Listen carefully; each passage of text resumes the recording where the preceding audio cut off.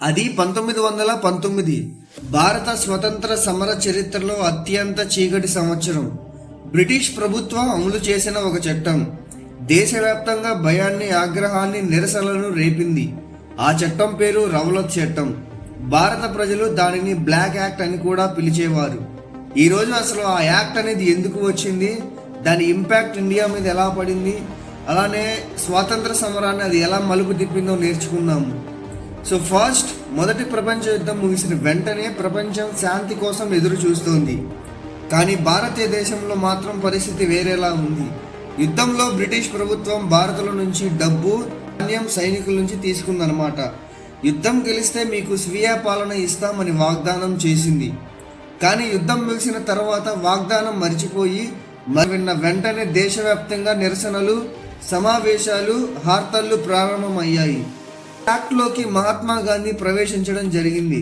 ఈ చట్టానికి వ్యతిరేకంగా దేశాన్ని ఏకం చేసిన వ్యక్తి మహాత్మా గాంధీ.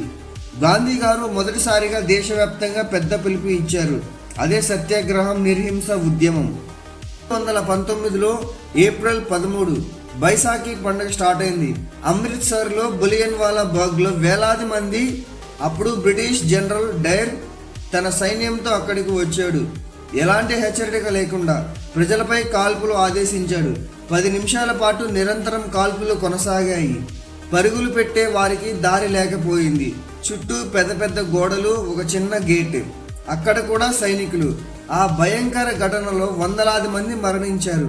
ఈ సంఘటన ప్రపంచాన్ని కదిలించింది. భారతదేశం మాత్రం కన్నీళ్లు ఆపలేదు. ఈ హత్యాకాండకు మూల కారణం రౌలట్ యాక్ట్ మాత్రమే.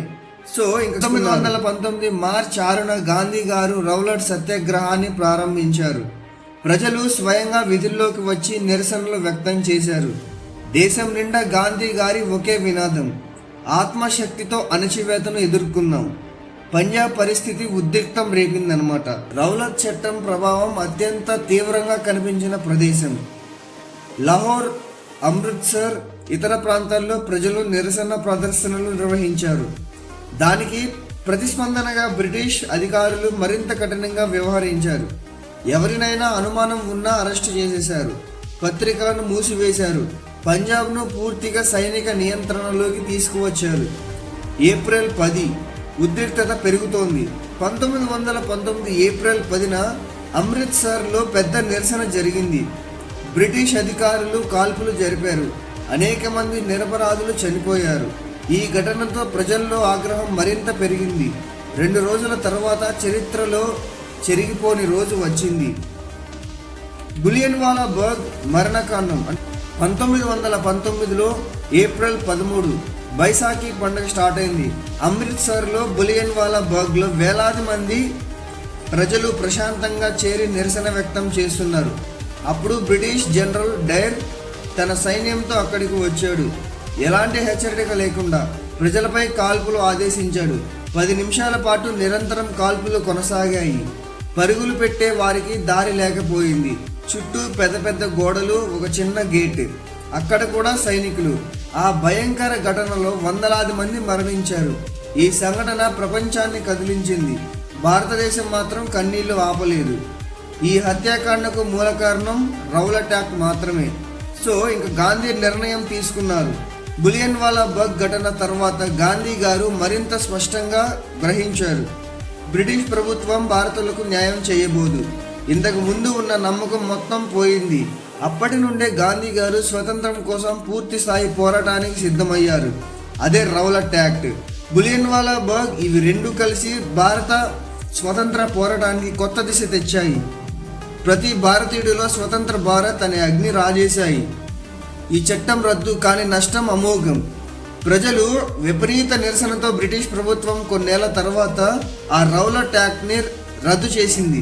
కానీ అప్పటికీ నష్టం జరిగిపోయింది.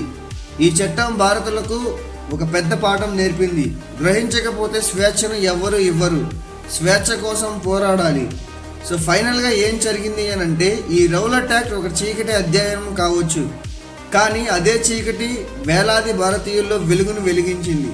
అదే వెలుగు తర్వాతి దశాబ్దాల్లో అసహకార ఉద్యమం, అలానే సివిల్ డిజోబిడియన్స్, క్విట్ ఇండియా, ఇలా నెంబర్ ఆఫ్ స్వాతంత్ర యాత్రను ముందుకు తీసుకొచ్చింది. చివరకు 1947లో భారత్ స్వతంత్రం అయ్యింది.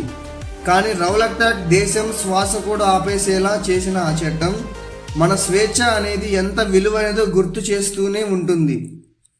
సో ఇలాంటి మరిన్ని ఇంట్రెస్టింగ్ వీడియోస్ కోసం మన ఛానల్ని ఫాలో అవుతూ ఉండండి. అలానే don't forget to like, share, subscribe.